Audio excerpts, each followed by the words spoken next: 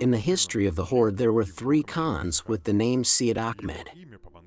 Seyyid Ahmed I was enthroned by Bekli Erbek Edij in 14 and died less than a year later in a battle with competitors. Seyyid Ahmed III, who lived at the turn of the 15th and 16th centuries, was one of the last 3 rulers of the Horde.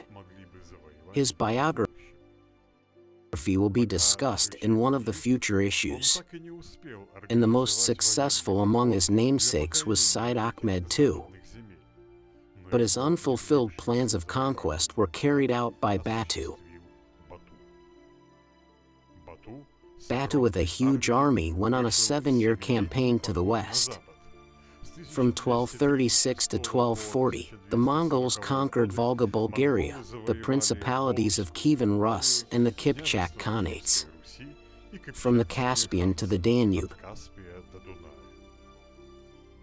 The main military leader in this campaign was Subsidi Bagudur, who had already visited these areas in 1219 to 1224, having made a reconnaissance trip to the lands of the Kipchaks.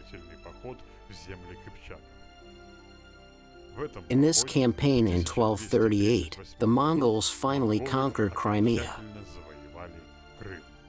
They pursued the Kipchaks, who fled to the peninsula from the mainland. This conqueror's operation was led by Shibin's brother Batu. Having conquered the Kipchaks and the Slavs, Batu's armies continued their journey to the west. The Mongols reached the Balkans, tried to capture Poland and Hungary, and reached almost the Adriatic Sea. But from there they turned back.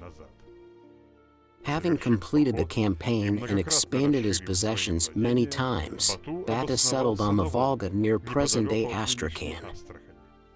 There he founded the new capital of the Joki Ulus, Barn Batu.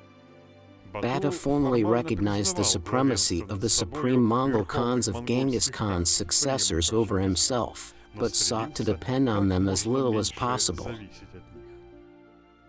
In his Ulus, Batu was actually an independent ruler.